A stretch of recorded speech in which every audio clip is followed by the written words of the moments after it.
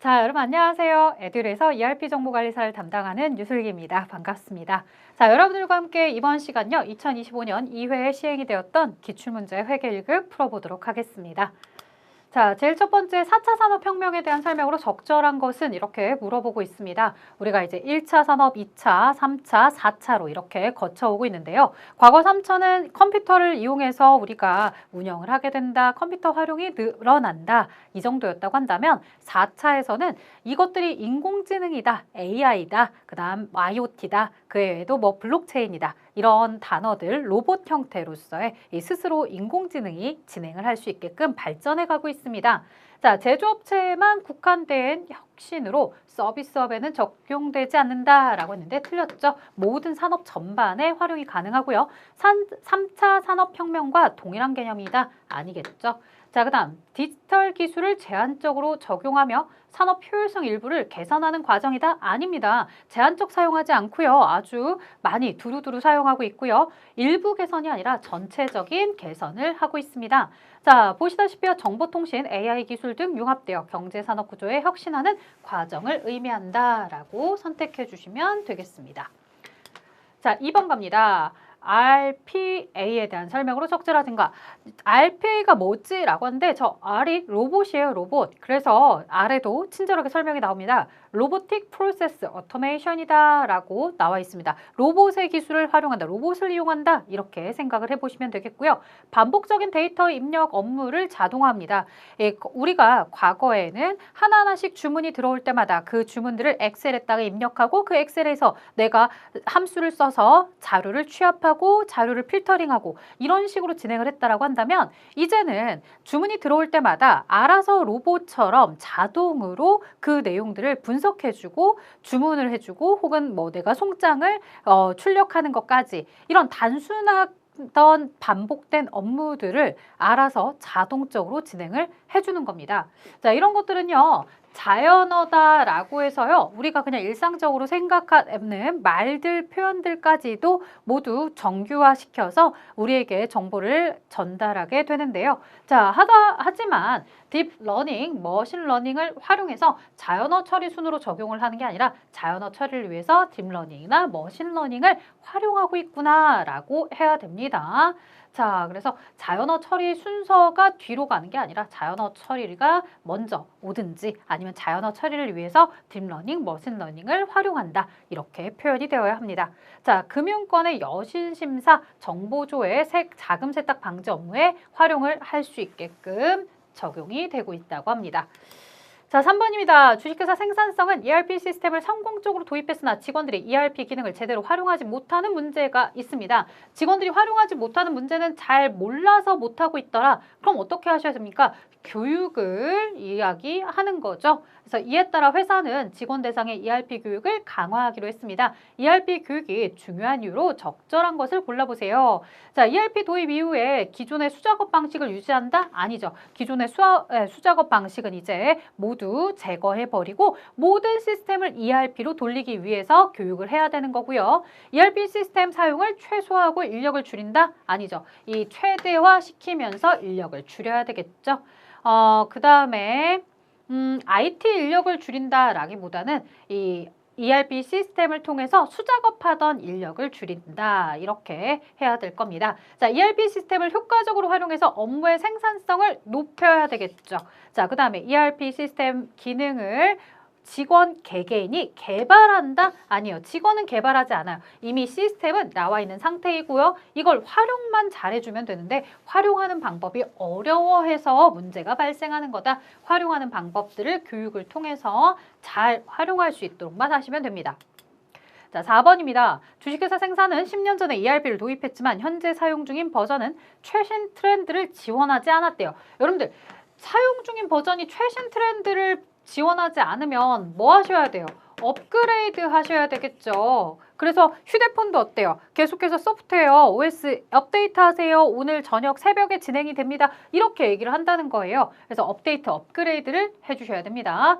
자, 데이터 분석 및 자동화 기능이 부족한 상태이다. 적절한 해결책은 업그레이드다, 업데이트다. 이런 것들이 표현이 된 거 바로 2번이 되겠습니다. 최신 기술이 포함된 ERP로 업그레이드 또는 모듈을 추가 도입해야 됩니다. 라고 하는 거고요.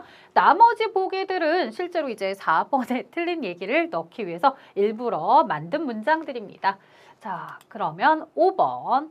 기업에서 ERP 시스템을 도입하기 위해서 분석, 설계, 구축, 구현 요 4단계를 가지고 있죠. 이 과정에서 필수적으로 거쳐야 되는 갭 분석이다 라고 하는 거 우리가 이제 설계 단계에서 이야기를 하는데요. 갭 분석이라는 건 뭐냐면 내가 앞으로 나아가고 싶어하는 내용, 투입 프로세스, 그 다음에 현재 패키지와 관련해서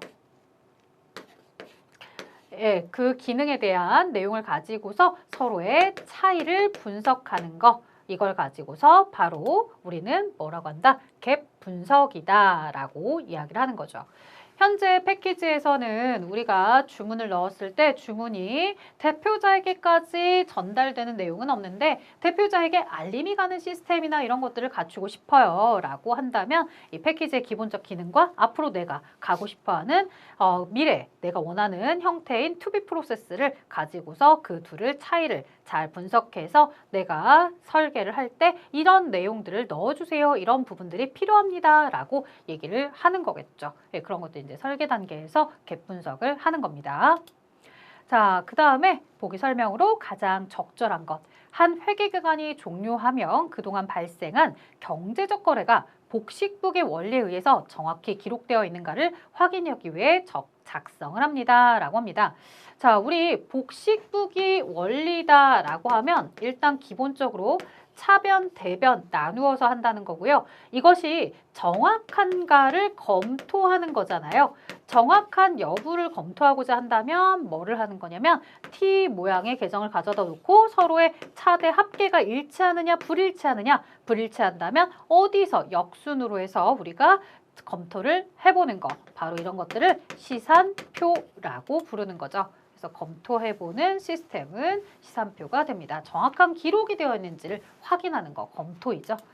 자, 그 다음 회계정보의 질적 특성에 대한 내용입니다. 우리가 질적 특성이다 라고 한다면 내가 원하는 정보를 원하는 시점에 목적에 맞게끔 목적, 적합성이다 라고 하는 것과 그 다음 믿음이 가야 되니까 신뢰성이다 라고 이야기를 하죠. 워낙 자주 해서 알 거예요. 목적, 적합성은 예측같이 피드백같이 적시성이다. 신뢰성에 관련된 내용은 표현의 충실성, 그 다음에 검증 가능성, 중립성이다. 이런 하부 구조들까지도 여러분들이 학습이 충분히 되어 있을 겁니다. 자, 그러면 여기에 특정 거래를 회계 처리할 때 대체적인 회계 처리 방법이 허용되는 경우 목적 적합성과 신뢰성이 더 높은 회계 처리 방법을 선택할 때 회계 정보의 유용성이 증대됩니다. 라고 되어 있습니다. 그래서 질적 특성에서의 목적 적합성과 신뢰성을 구분해서 이렇게 같이 연결해서 기억을 해주시면 좋겠습니다.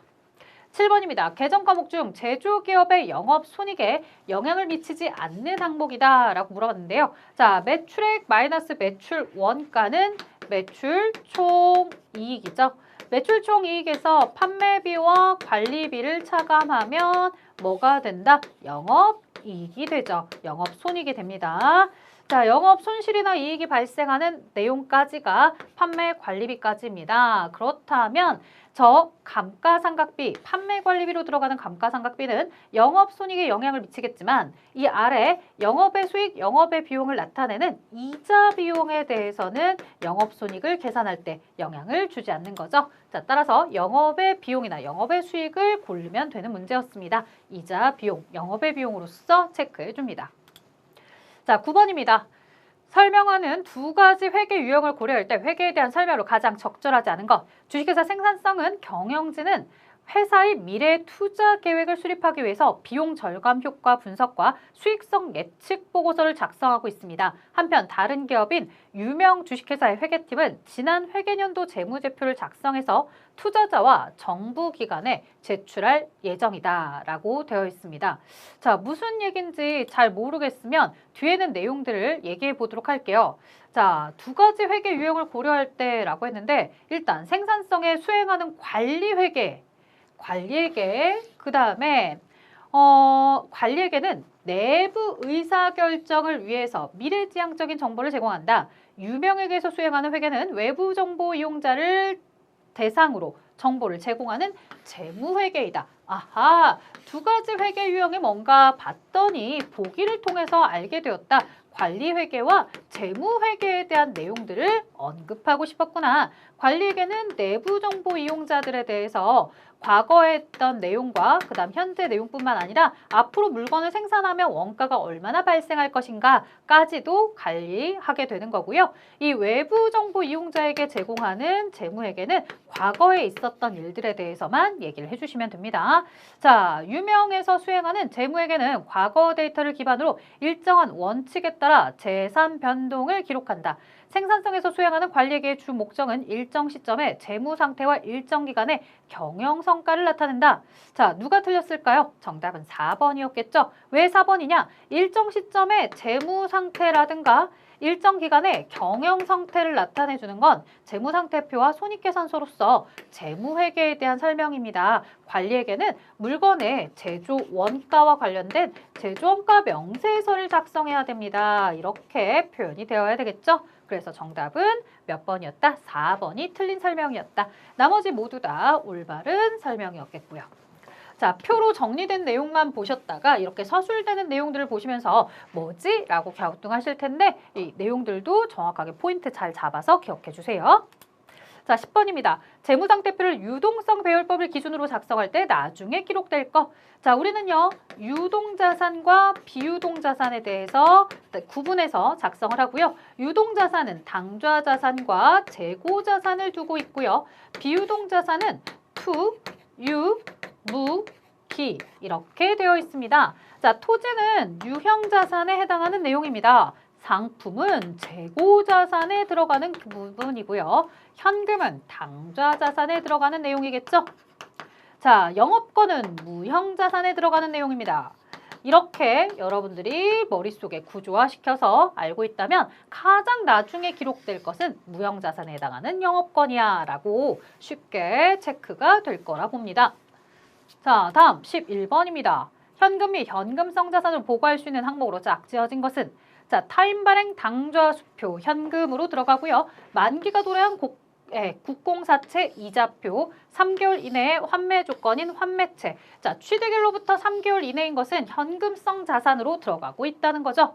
자, 그 다음 취득 당시 만기가 4개월, 3개월이어야 됩니다. 취득 당시 상환일까지의 기간이 3개월 이내여야 합니다. 자, 나머진 단기금융상품이 되겠고요. 기억, 니은, 디귿에 대해서만 체크가 되어야 됩니다. 자, 이처럼 현금 및 현금성 자산에 대해서 언급을 할 때 취득일로부터 만기가 3개월 이내인지를 체크해 주셔야 되니까 4개월, 6개월은 탈락입니다. 자, 12번입니다. 재고자산의 매입과 매출과 관련된 회계 처리로 가장 옳은 것은 이렇게 물어봤습니다. 자, 총 매출액에서는요, 여러분들 우리가 총 매출이 됐든 총 매입이 됐든 공통적으로 보셔야 될 게 뭐냐면 매입에 대한 매출에 대한 환입, 그 다음에 애누리, 할인 모두 차감하도록 되어 있습니다. 자, 그럼 매입은 어떠냐? 매입에 대해서도 매입에 대한 환출, 애누리, 할인 모두 다 차감입니다. 자, 이렇게 모두 차감을 해야 나오는 순 매입액이고요. 여기서 조심할 점, 만약 운반비가 있더라 라고 한다면 매출 쪽의 운반비는 따로 판매비와 관리비 쪽으로 넣어주셔야 되겠고요. 순매입액에서 운반비가 있더라 라고 이야기하면 운반비는 가산하도록 하는 거죠. 자, 이런 내용이 머릿속에 딱 들어가 있어야 됩니다. 가산한다 틀렸죠? 애누리, 운임은 총 매출액에서 차감한다. 애누리는 차감하지만 운반비는 차감하는 것이 아니라 따로 판매비와 관리비로 처리해야 되겠고요. 매입 환출은 차감을 하고 운임만 가산하도록 되어 있어야 되겠죠? 자, 그 다음에 매입 할인, 매입 애누리는 차감한다. 매입 할인, 매입 애누리는 차감한다. 라고 해서 4번이 정답이 됩니다.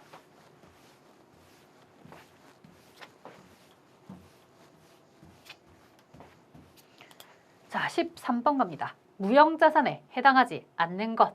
자, 무형자산이다 라고 하면 광물을 채취할 수 있는 권리, 그 다음에 우리가 한글이다, MS 제품이다, 소프트웨어, 산업재산권이다 라고 해서 뭐 특실 의상, 특허권, 의장권 이런 거, 실용신앙권, 산업재산권으로서 무형자산에 해당합니다.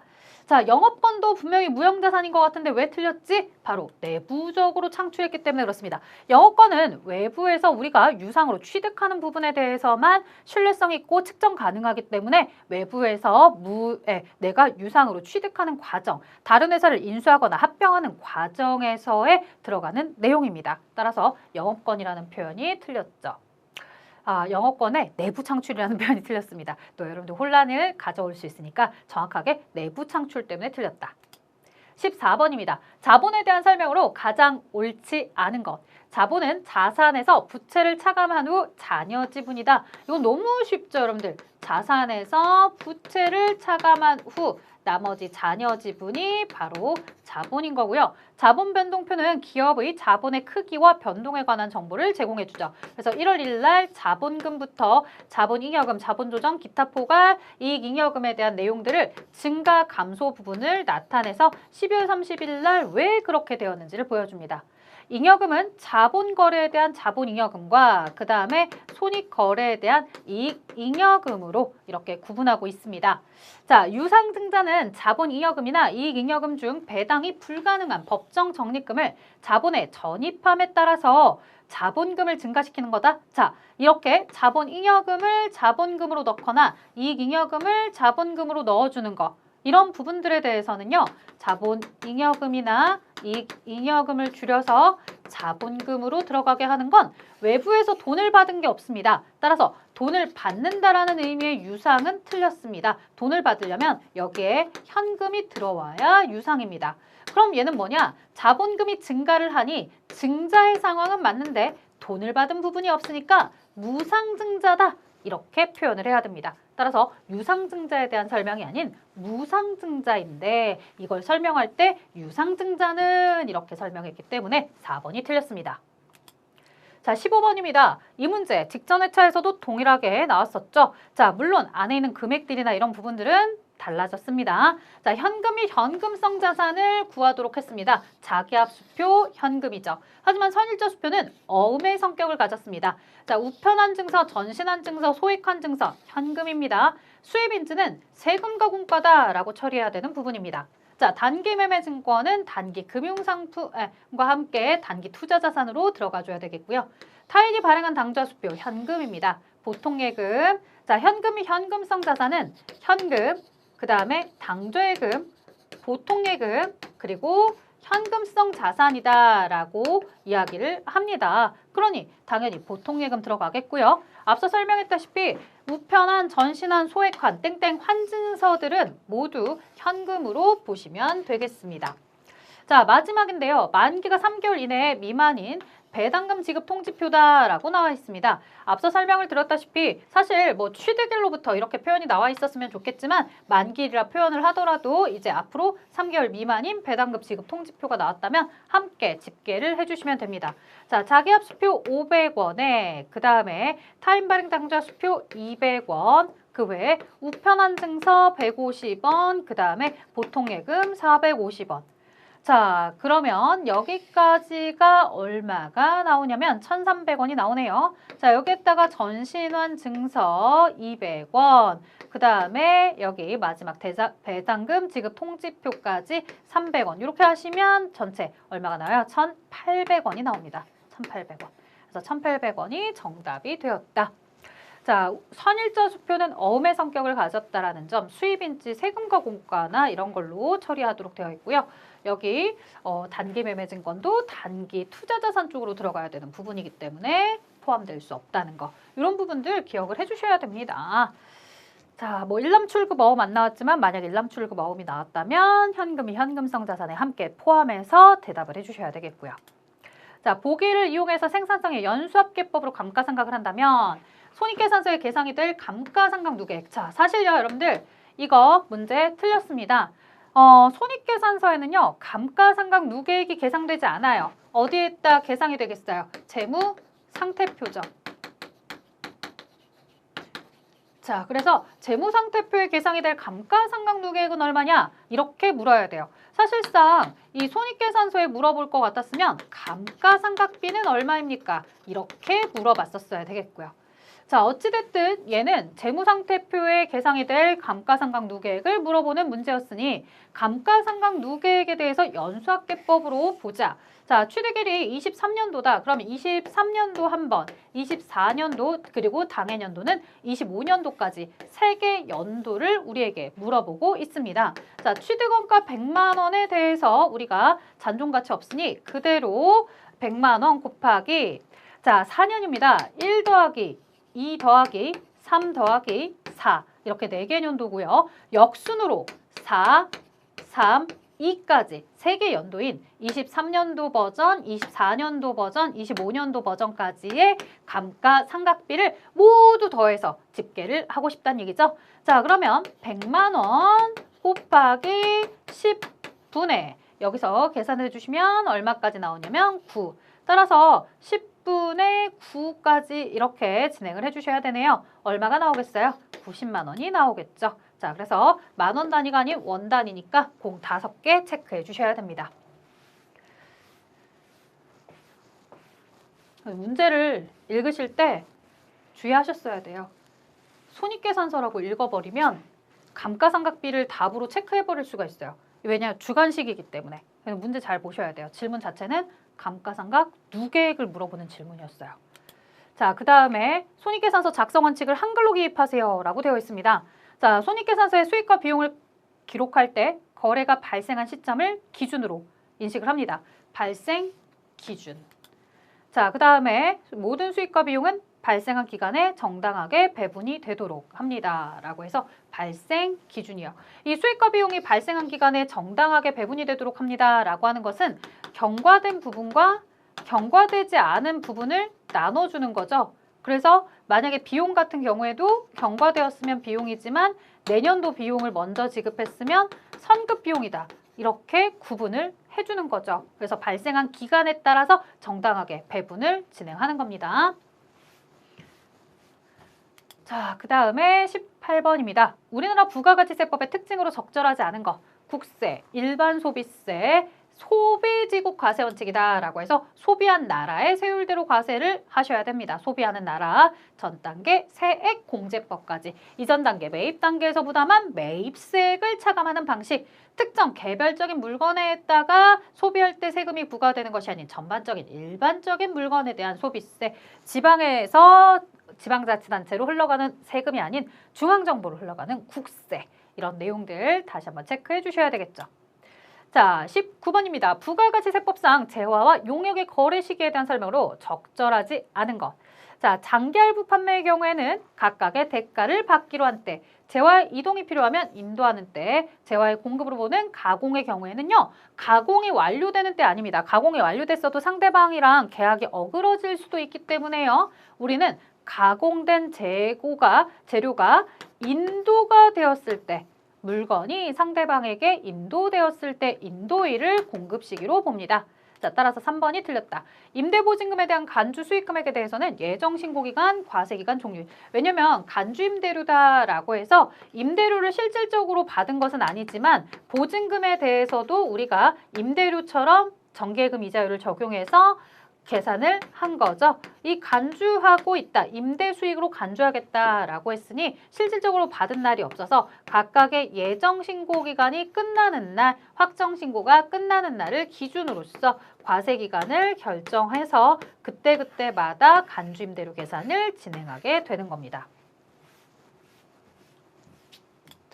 자, 20번입니다. 법인세 납세 의무자에 대한 설명으로 가장 적절하지 않은 거. 영리 내국법인. 자, 우리는요. 영리 내국법인도 있고요. 그 다음에 외국법인도 있습니다. 그 다음에 비영리 내국법인도 있고요. 외국법인도 있죠. 자, 영리 내국은 모든 국내외 소득에 대해서 모두 다 과세가 이루어지고 있습니다. 이 토지 등 양도소득이나 아니면 미환류 소득에 대해서도 모두 과세가 이루어지고 있죠. 자, 하지만 영리 외국법인의 경우에는요, 이 각 3년도 소득에 대해서 과세가 되기는 하지만 국내에서 벌어들인 것만 가능합니다. 자, 그럼 비영리는 어떨까요? 내국에 대한 비영리는 물론 과세합니다. 모두 다 과세하는 것은 아니고요. 국내외에서 발생한 수익사업과 관련해서만 하고요. 외국 비영리도 과세가 있습니다. 하지만 국내에서 벌어들인 수익사업과 관련된 내용에 대해서 과세가 이루어지는 거죠. 자, 그러면 영리 외국법인의 경우 국외 원천소득이 아니라 국내 원천소득에 대해서 과세합니다. 라고 바뀌어줘야 되겠네요. 자, 국내에서 사업을 영위할지라도 외국에 본점을 둔 법인은 외국법인으로 분류가 됩니다. 자, 이 내국과 외국으로 나누게 되는 것은 본점의 여부입니다. 본점. 본점이 국내에 있느냐, 본점이 외국에 있느냐, 이걸 가지고서 내국이다, 외국이다 나누는 거고요. 내국 법인 중 비영리 법인은 각 3년도 소득에 대해서 국내외 소득 중 수익사업 소득과 그 다음 토지 등 양도소득, 사실 토지 등 양도소득은 모두 다 과세를 하고 있습니다. 미완료 소득은 과세되지 않는 거고요.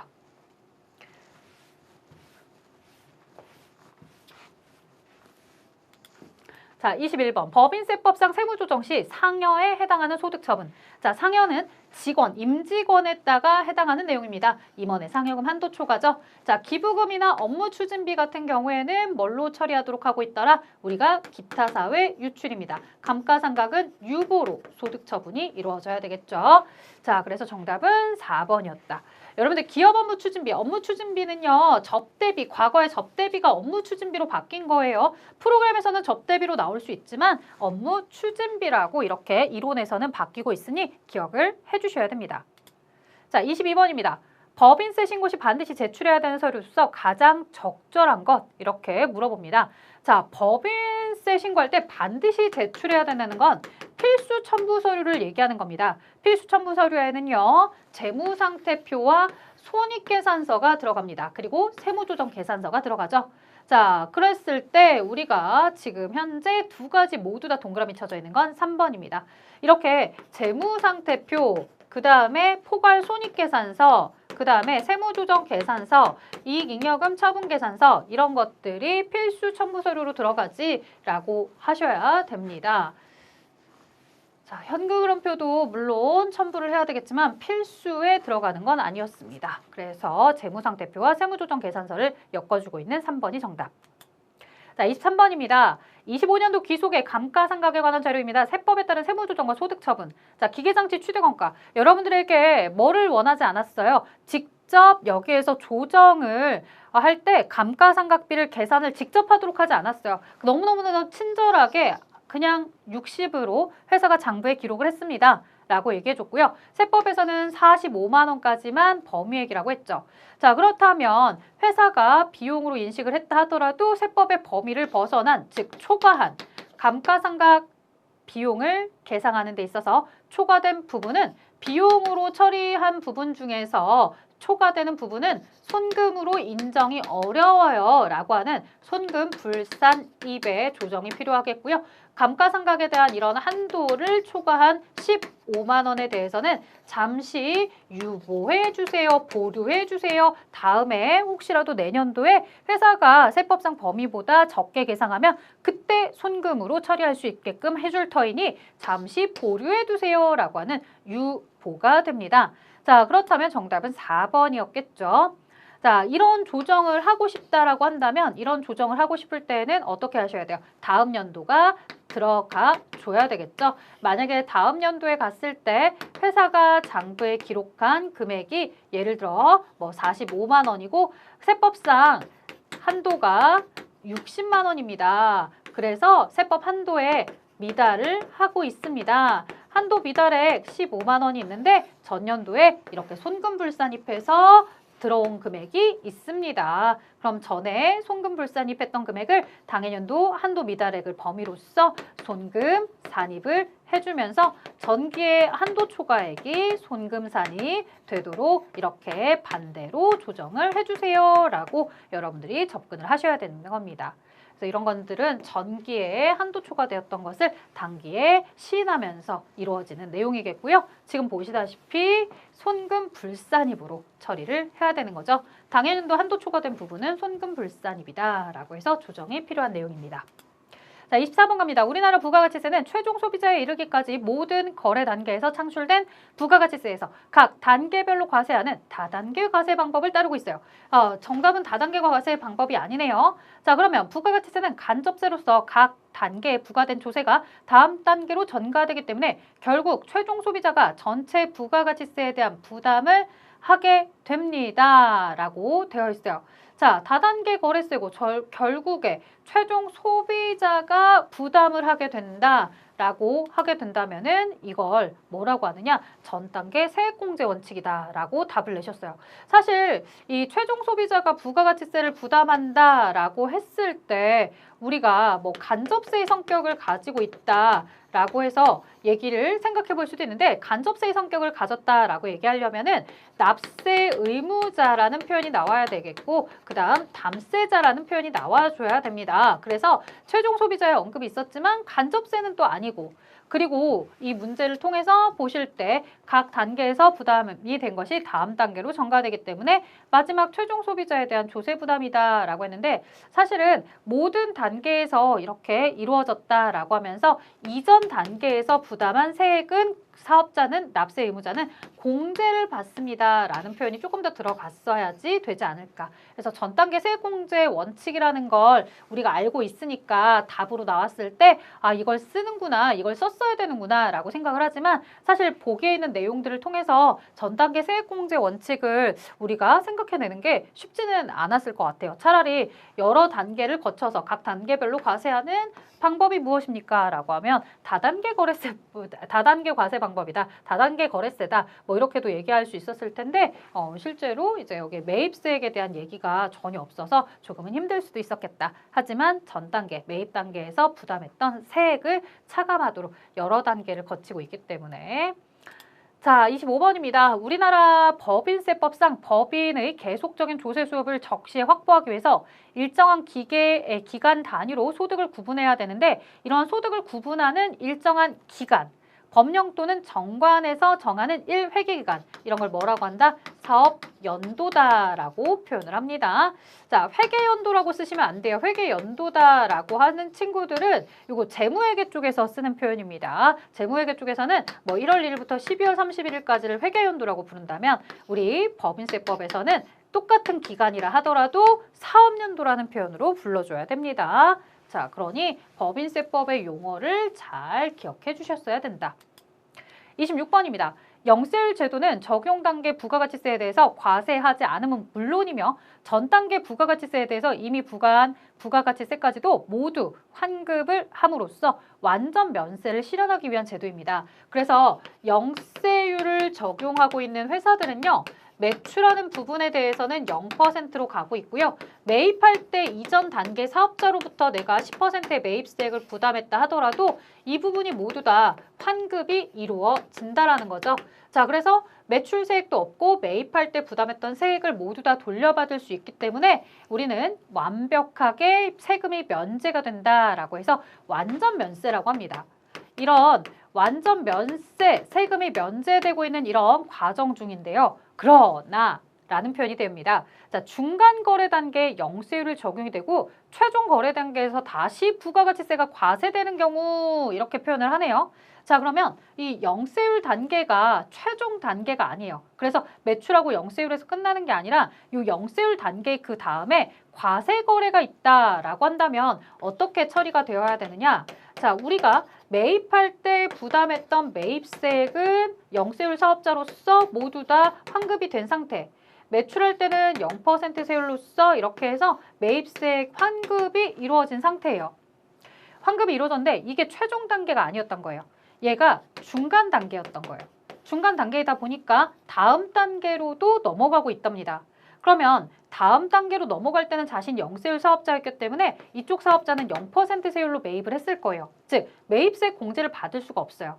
하지만 얘가 최종 단계에서 어떻게 처리를 했다는 거예요. 물건을 판매할 때, 소비자에게 판매할 때 10%로 과세하면서 판매가 되었다는 거죠.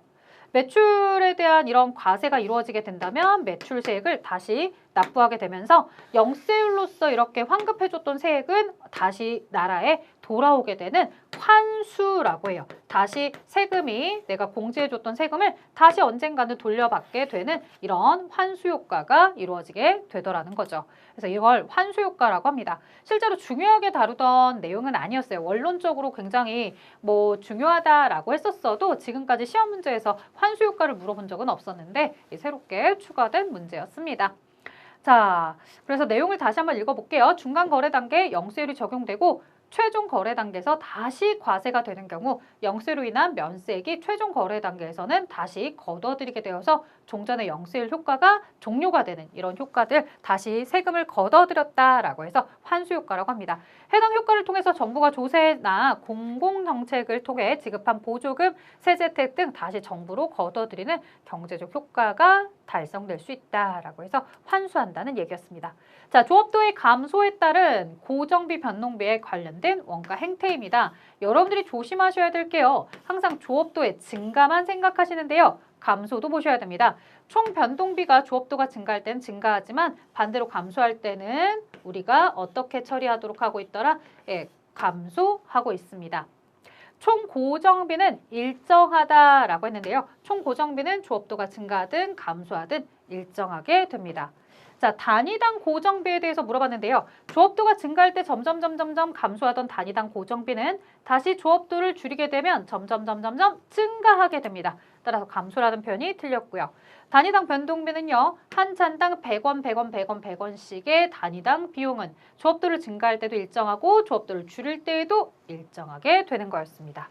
자, 그래서 정답은 3번이었다. 자, 28번 갑니다. 제조간접 원가에 대한 설명으로 가장 적절하지 않은 거. 자, 제조간접 원가다라고 해서 이야기를 해보면 직접 재료비, 직접 노무비 이외의 모든 것들을 제조간접비로 묶습니다. 이렇게 직접 원가다, 기본 원가다, 기초 원가다라고 한다면 직접 노무비 제조간접비는 가공 원가다 이렇게 이야기를 하죠.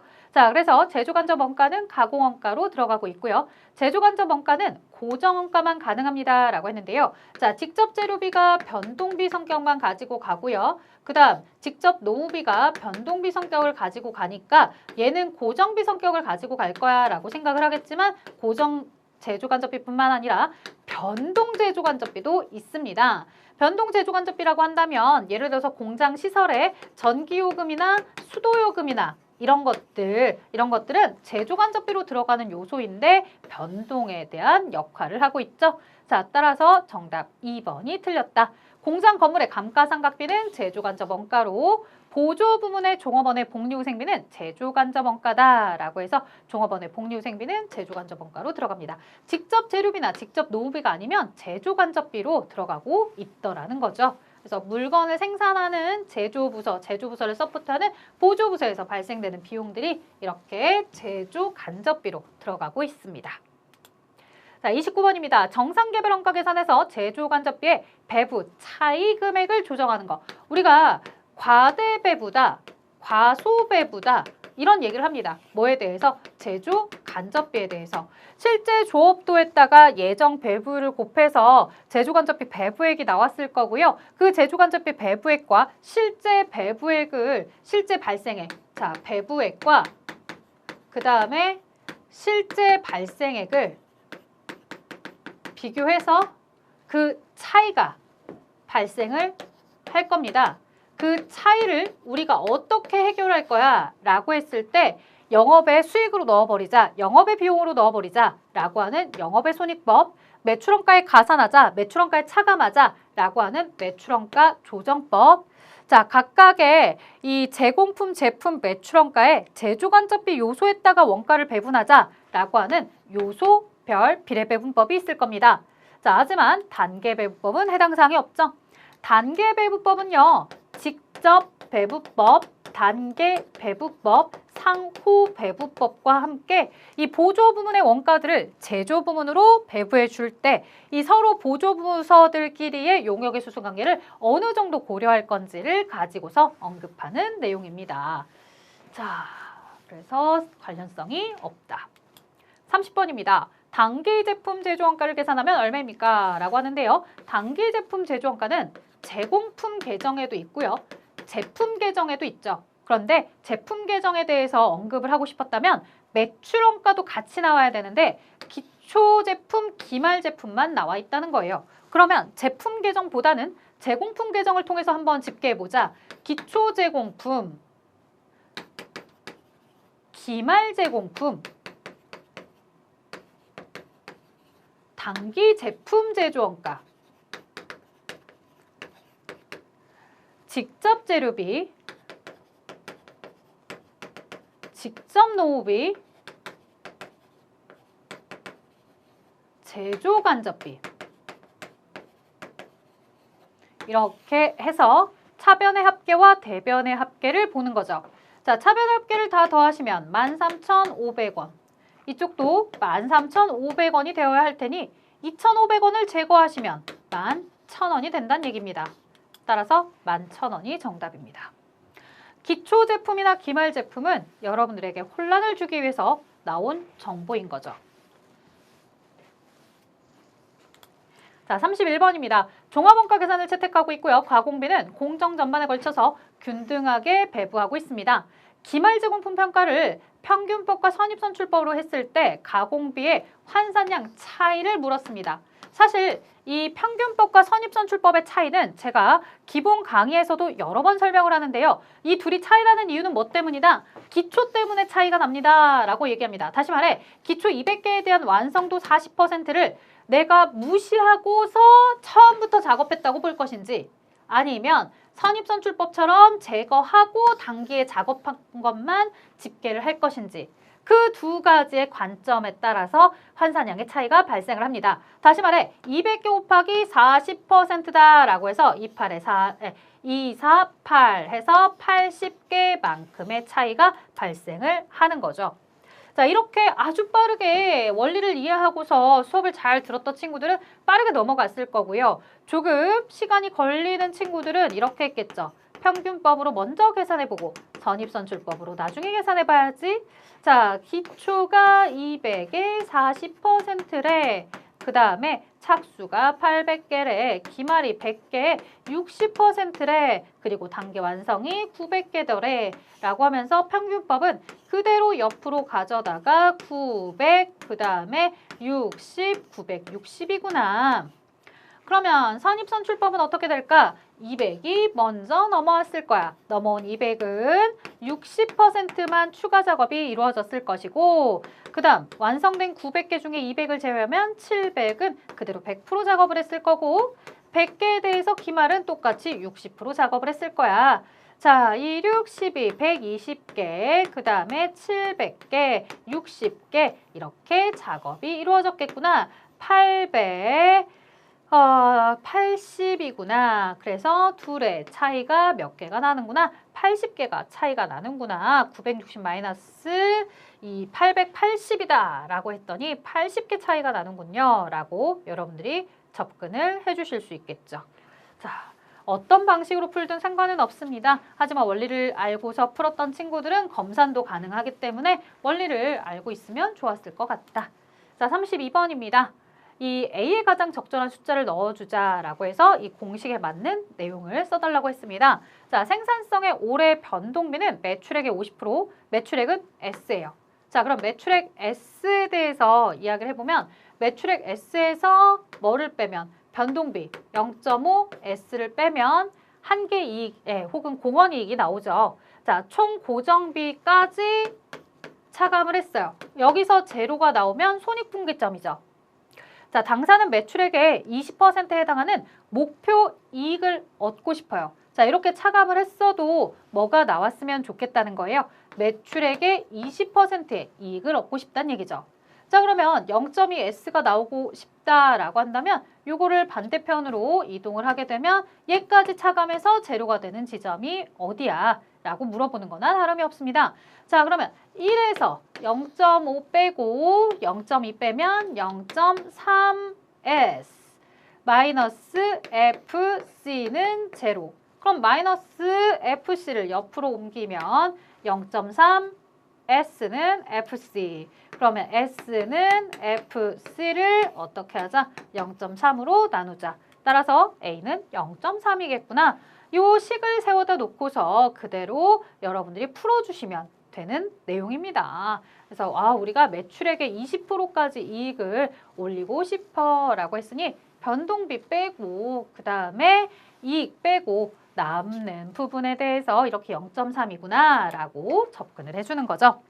자, 여기까지 여러분들에게 회계와 관련된 이론 문제를 설명해 드렸습니다. 실무는 또 에듀 홈페이지에서 제공을 하고 있으니까요. 여러분들 실무 강의도 잘 찾아보셨으면 좋겠고요. 새로운 신유형이라고 하더라도 여러분들이 과거에 풀었던 기출문제랑 크게 다르지는 않을 겁니다. 다만 어떤 부분을 좀 주의하셔야 되냐면 이제 문제의 볼륨들이 계속해서 커지고 있습니다. 무슨 이야기다? 문제가 길어지고 있다는 얘기예요. 내용에 대한 설명들을 다 파악을 한 다음에 적절한 답을 골라보도록 해야 되는데요. 앞서 보셨던 것처럼 이 박스 안에 있는 보기 내용들을 내가 읽어도 잘 모르겠어도 아래 보기를 통해서 충분하게 답을 찾으실 수 있기 때문에요. 시간을 잘 활용을 해주셨으면 합니다. 문제가 길게 나왔다고 해서 무조건 어려운 문제는 아니니까요. 피하지 마시고 여러분들이 빠른 시간 안에 잘 풀 수 있도록 많은 내용, 기본에 충실해서 정확하게 수업을 듣고 가셨으면 좋겠습니다. 자, 여기까지 진행하도록 하겠습니다. 모두들 수고 많으셨습니다.